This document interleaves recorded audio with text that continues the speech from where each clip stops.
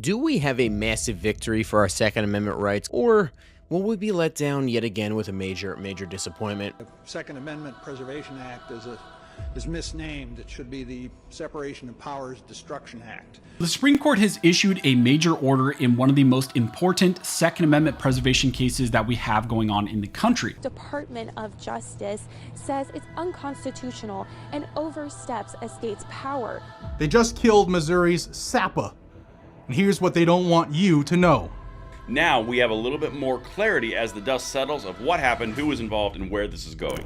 The Supreme Court just made a decision that could permanently kill one of the most powerful Second Amendment protection laws ever written in this country. And the worst part, the government made a promise to the highest court in the land that now looks like it might have been nothing more than a legal smokescreen. What happens in the next few weeks will tell us everything. Let's get into exactly what just went down, because this story has layers that most people aren't talking about, and the implications reach far beyond a single state. We're talking about Missouri's Second Amendment Preservation Act, commonly known as SAPA, and the legal war that has been raging over it for years now. This law was one of the boldest moves any state has ever made to draw a hard constitutional line between state authority and federal overreach on firearms. And right now, that line is hanging by a thread. Missouri passed this law back in 2021, and the concept behind it was straightforward but incredibly powerful. The law declared that Missouri's law enforcement officers, state agents, and state resources could not be used to help enforce federal gun regulations that the state determined were violations of the Second Amendment. It went even further than that. The law created a civil remedy, meaning ordinary citizens in Missouri could actually sue state officials if those officials were caught helping the federal government enforce what the state considered unconstitutional firearms laws. The entire legal foundation of this law rested on something called the anti-commandeering doctrine, which is a well-established constitutional principle that says the federal government cannot force states to carry out federal programs or enforce federal laws. Missouri essentially said, fine, the feds can try to enforce whatever gun laws they want, but they're going to have to do it entirely on their own, without a single ounce of Missouri's help. Now, as you can guess, this did not sit well with the federal government. The Biden administration moved quickly and filed a lawsuit in federal court challenging the SAPA law head on. And this is where the legal battle really began to unfold in ways that nobody expected. A federal district court reviewed the case and struck the entire law down, every single provision gone. Missouri wasn't about to accept that, so they immediately appealed to the Eighth Circuit Court of Appeals and simultaneously requested an emergency stay to keep the law alive while the appeal played out. The Eighth Circuit denied that emergency request, so Missouri did what any state fighting for its constitutional principles would do. They went straight to the Supreme Court. This was the first time Missouri knocked on the Supreme Court's door asking for emergency intervention. And here's where things got really telling about where the court stood. The Supreme Court denied that stay request with a devastating 8-1 vote. Only one justice, Justice Clarence Thomas, voted in favor of keeping Missouri's law in place while the legal process continued. Every other justice on the bench said no. That was a gut punch, but the fight wasn't over. The case went back down to the Eighth Circuit for a full review on the merits, and the proceedings were expedited. But when the Eighth Circuit issued its final ruling, the result was the same. They sided with the federal government again and struck down the SAPA law in its entirety. Missouri was right back where it started, except now with an appellate court decision stacked against them on top of the district court loss. So Missouri went back to the Supreme Court for a second time. They filed what's called a cert petition, formally asking the justices to take up the case and resolve this constitutional question once and for all. And this is where the story takes a turn that nobody saw coming. Other news this evening, we are learning more about a Missouri law that struck down in federal court and the potential impact it will have on officers. Missouri Republicans are again trying to enact a law that prohibits local police from enforcing federal gun laws. The Second Amendment Preservation Act is something that basically barred state officials in Missouri from working for federal gun control laws of any kind. The court has officially denied emergency review in a critical preservation challenge, which is a very big setback for this effort going forward. But the general proposition is that the state is refusing to help the feds in a certain arena. The Missouri Supreme Court heard arguments today on the Second Amendment Preservation Act. By the time this second petition reached the Supreme Court, the political landscape had shifted dramatically. The Trump administration was now in power, and the Trump Department of Justice had inherited this case from the Biden DOJ.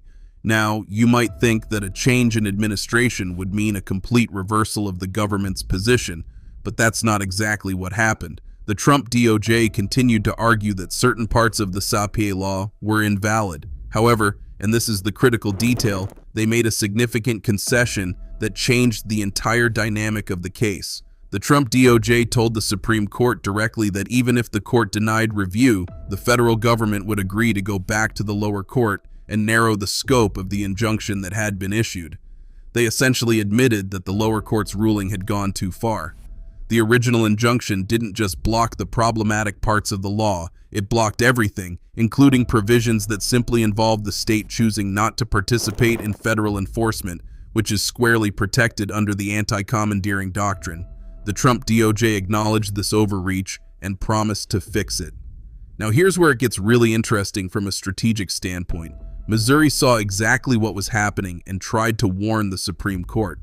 Missouri's legal team argued that these concessions from the DOJ were actually the strongest reason to grant review, not deny it. They told the justices point blank that once the Supreme Court turned this case away, there would be absolutely nothing compelling the federal government to actually follow through on any of those promises. Missouri was essentially saying, don't trust them, make them prove it, take this case and resolve it definitively. But the Supreme Court sided with the DOJ's assurances. They denied the cert petition, and that denial is now final. The highest court in the land took the government at its word and sent the case back down. But on the other side, people say that this is a federalist law that is protecting people's right to bear arms. I think it would benefit the police departments themselves to have these federal agencies at their disposal. They didn't rule against SAPA because they didn't want to go on record. They simply let the lower courts strike it down unchallenged. The federal government does not have the power to force state or local authorities to enforce federal law. Just dealing with all these threshold issues, they're asking things that are extraordinary departures from this court's jurisprudence again and again and again. Now, this law was passed back in 2021, and it was Missouri's attempt to draw a constitutional line in the sand. And this is the part of the story that should concern every single person who cares about the Second Amendment and state sovereignty. Because here we are, months later, and the Trump DOJ has not moved to lift or narrow the injunction. Not a single filing, not a single motion. The total block on Missouri's SAPA law remains fully in place, exactly as it was when the Biden administration won it. Think about what that means for a moment. The federal government stood before the Supreme Court of the United States and made specific representations about what they would do if the court declined to take this case.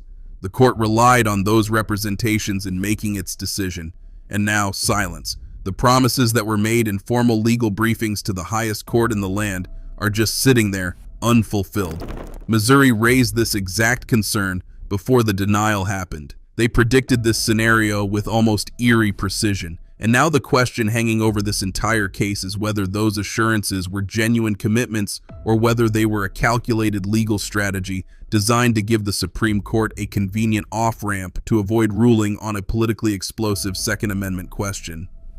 So, where does this leave us right now? The Supreme Court has officially notified both the 8th Circuit and the Missouri District Court that the cert petition was denied. That notification formally closes the Supreme Court chapter of this case and sends everything back to the lower courts. The ball is now entirely in two places, the District Court's hands and the Trump DOJ's hands. If the Trump DOJ follows through on what they told the Supreme Court, they will file a motion in the District Court asking the judge to narrow the injunction.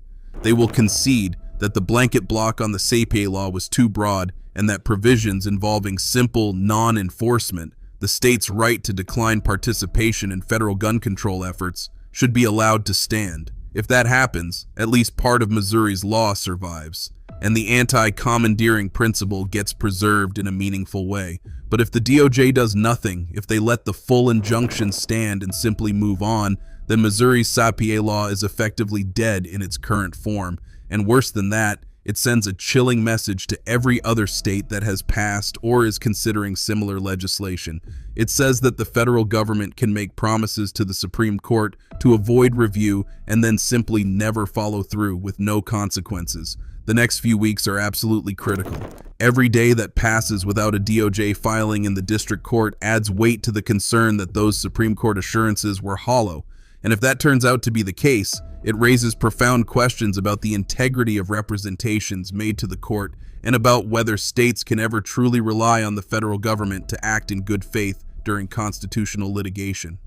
Republicans are pushing to get a new version of what they call the Second Amendment Preservation Act passed. But this version just says state agencies cannot enforce any federal gun laws that are different than Missouri laws. On Monday, federal appellate judges overturned a Missouri law that prevented police from working with law enforcement on gun crimes. Federal government tell an entire state, you are not allowed to shield your citizens from our federal gun control. The state of Missouri is asking the U.S. Supreme Court to revive a controversial gun law called the Second Amendment Preservation Act. Last week, representatives from police departments in Branson, Rolla, and others testified against it. Which is a law that prevents Missouri law enforcement from enforcing federal gun laws. This case is far from a simple legal dispute. It sits at the intersection of the Second Amendment, federalism, state sovereignty, and the fundamental question of whether the government's word means anything when it's given under the pressure of Supreme Court scrutiny. Missouri tried to protect its citizens' constitutional rights through a law grounded in established legal doctrine. The federal government fought that law tooth and nail, won sweeping victories in the lower courts, and then, when faced with potential Supreme Court review under a new administration, offered just enough concessions to make the case go away. Now we wait to see if those concessions were real. This is one of those situations where the outcome will ripple across the entire country. If the DOJ fulfills its promise and the injunction gets narrowed, it could breathe new life into Second Amendment preservation efforts nationwide. If they don't, it could set a precedent that effectively neutralizes every similar law on the books. Either way, the answer is coming soon, and it will tell us a tremendous amount about where things truly stand for firearms rights at the federal level. That's it for today, folks. See you in the next video.